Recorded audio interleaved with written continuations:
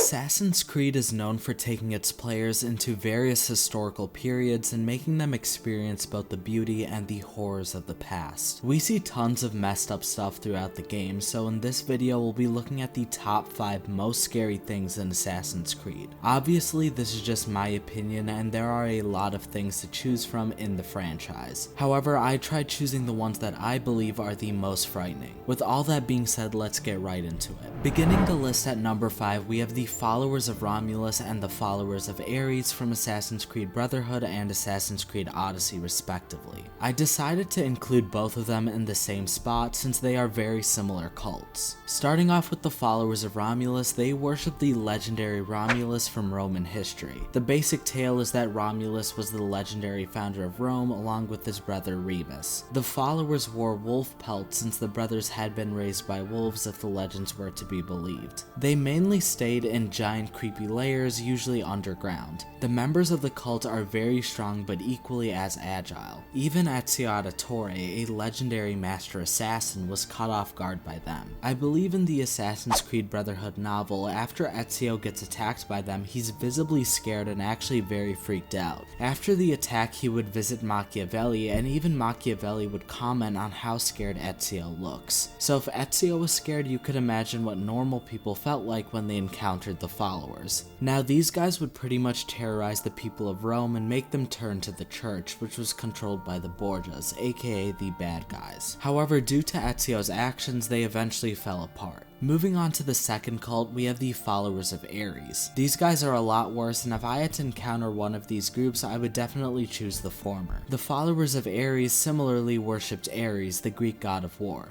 Whereas the followers of Romulus sought to just make people scared, the followers of Ares were out for blood. They often attacked innocent travelers, oftentimes at night, and they would rarely show mercy. If for some reason they didn't outright kill you, they would take you with them and imprison you in one of their hideouts, which would usually be in some sort of dark cave. After they captured you, they would eventually sacrifice you to the gods in some brutal way. And if you were unlucky, they would cannibalize you after or during the process. It's kind of unclear. If you, and yeah, I'm talking about you, encountered them in the wild, and let's just say you're a very strong and capable fighter. You fend them off, but you get slightly cut by one of their daggers. Well, that's not going to turn out well for you, because a majority of them use poison. So if you weren't brutally killed by them, you would be sacrificed, cannibalized, or have died from their poison. So overall, they're not the most friendly people to run into. And it only gets worse as we move up on the list. Moving up one spot at number 4, we have Jack the Ripper from Assassin's Creed Syndicate's DLC. Assassin's Creed Syndicate as a whole is very lighthearted and fun, which completely contradicts what a lot of people imagine when they think of Victorian London and the Industrial Revolution. However, this DLC completely switched it up. Jack the Ripper pretty much single-handedly made the city from this to this. Jack was a traumatized and psychotic child who was mentored by Jacob Frye to be an assassin. Obviously, teaching an insane child how to kill people is never a good thing, but Jacob isn't really known for his intelligence. After Jack and Jacob would travel to India and learn the Indian Brotherhood's fear tactics, Jack would go completely off the rails. From the looks of it, the games have tried to portray the Indian assassins as kind of non-lethal. We kind of see this with Evie in the DLC and Arbaz from Assassin's Creed Chronicles India. Despite that, Jack would take the Brotherhood's fear tactics and make his own version of them, except it would be lethal, very lethal. Jack would terrorize London with his brutal kills, beat Jacob, and from what we see, I think Jacob lost one of his eyes from their encounter. He killed Jacob's assassins, took over the Rooks, or at least part of the gang, and basically ruled part of London through his contacts. Now, why was Jack so scary? Well, this comes down to his brutality and his strength. Jack is pretty much a fully trained assassin. However, he's insane and has no morals. In the DLC, Jack can kill a single guard so brutally that entire patrols run in fear to avoid him. There are multiple times where Jack is stalking Evie, and from the looks of it, he could have killed her at any point. When Evie and Jack come face to face, Evie can't actually beat Jack in a fair fight, and Evie is a pretty strong assassin. Before I forget, even if you work with him, that doesn't necessarily mean you're safe. Jack straight up killed anyone who knew of his existence after he had gotten what he needed from them. In the DLC, after Evie assassinates one of her targets in the manor, Jack massacres everyone and frames it on Evie. He does this later on too. Jack was also extremely intelligent. He was able to avoid the police and only got defeated because he wanted to show Evie what he had done to Jacob. If he had kept killing without purposefully leaving clues behind, his reign of terror would have been much longer. Next up on the list at number 3, we have the Headless Horseman from Assassin's Creed 3. When exploring the frontier, you might encounter a group of people that are telling a story of a German mercenary or Hessian, basically one of the elite guards from AC3. Apparently he was fighting when a cannonball blew his head clean off, but somehow he didn't die. He's now roaming the frontier looking for his head, attacking anyone who he sees and taking their heads. From what we're told, he's killed a lot of people and there's nothing anyone's been able to do. Hearing this, Connor would investigate his most recent sight and find a headless corpse. Shortly after, he would see a man wearing a pumpkin head or jack-o'-lantern right away. Truth be told, we don't completely know if he's supernatural or not. Connor does later say that he believes the Headless Horseman is nothing more than a man, which never really gets confirmed, but I think we can take his word on it. The other frontiersman missions have Connor investigating supernatural events, and pretty much all of them end with it being explained in some way. The Headless Horseman is the only mission, to my knowledge, to not outright confirm that it isn't supernatural. But if he was supernatural, I don't see why he wouldn't have attacked Connor, unless he was scared or knew of Connor, which we'll get into shortly. The Headless Horseman also appears in Assassin's Creed Rogue, but is more of an Easter egg. If you go to the old Dutch church at night, you will encounter a headless brute, and there is no way to kill him other than shooting the pumpkin head. I'm not sure if this is canon or just a fun Easter egg, but assuming it is canon, this is definitely supernatural in some way. In AC3, they said that the horseman's spirit was a soldier who was fighting in the Revolutionary War, which doesn't really make sense when you look at Assassin's Creed Rogue. Rogue takes place before the American Revolution, so if this is the same spirit as in AC3, the frontiersman got the story wrong, and the man who got his head blown off probably isn't the Headless Horseman. However, I do believe Shay Cormac defeated the spirit, so I personally don't believe it's the same one in AC3. The real legend of the Headless Horseman also takes place during the American Revolution, so it's likely just an Easter egg. Now, there's one explanation that I don't see a lot of people talk about, and it's given by the modern day Templars and hackers. Meet this guy, Gerhard von Stanton. I am probably mispronouncing his name, but basically this guy was a Hessian soldier, similar to the supposed Headless Horseman. He was also a Templar, and Gerhard was said to have virtually no personality to speak of.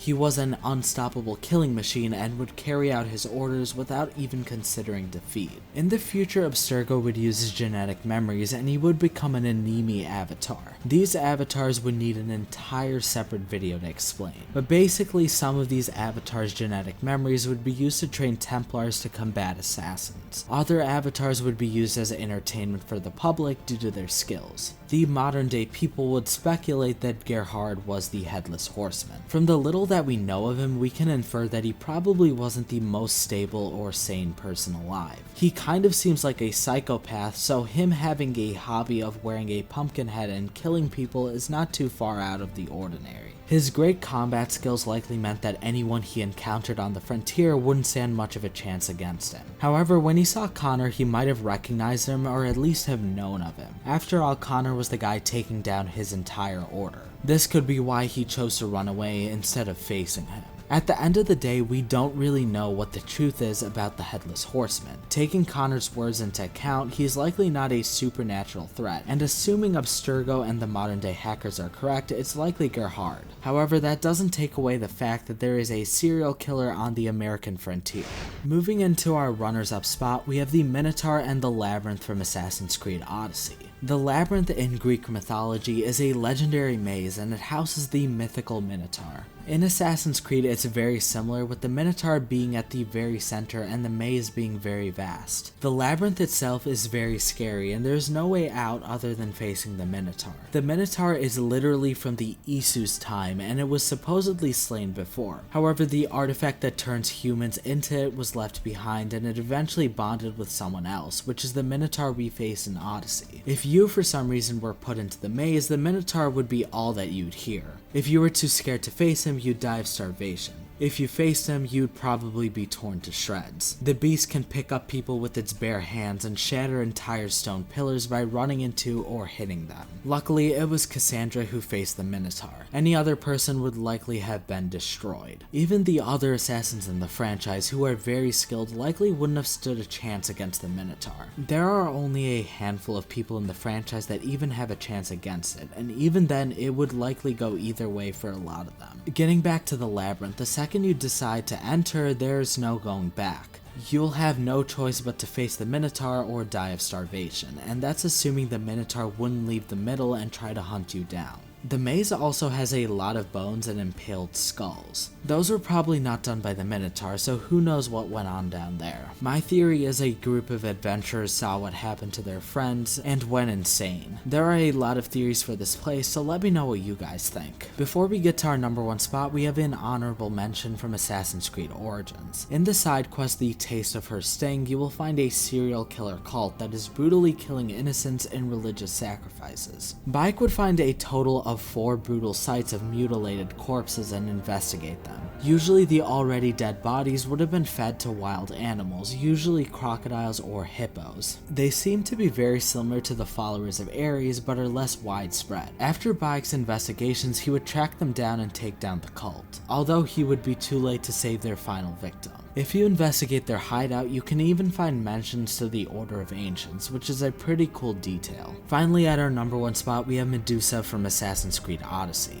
She is possibly one of the most iconic boss fights in Assassin's Creed. You'll always see people bringing her up, and I understand why. But today we'll be looking at why she's so frightening, and I don't think I need to explain too much. Starting off, the myth of Medusa in Odyssey is huge, with entire towns being scared. The story has people turning on each other, and to be blunt, it's not very cool. Cassandra would arrive just in time to save one of the people being accused of sacrificing her lover to Medusa, and Cassandra and her would eventually make their way towards the lair. As you get closer, the world starts falling apart. There are dilapidated towns, stone statues, and even your horse gets scared. I believe this is the only time in the game where your horse would kick you off of it. When they eventually reach the temple, they find her supposed lover, and she's turned into Medusa. Like the Minotaur, any normal person that comes into contact with the artifact will turn into a mythical creature. Cassandra eventually slays it, but not before it kills Cassandra's companion. The entire design for Medusa in this game is bone-chilling. Adding on to that, from the looks of it, Medusa is not trapped in a certain area like the Minotaur. She has every opportunity to leave the temple, and we see statues outside. So if she decided to leave, it would not be fun living in Greece at the time.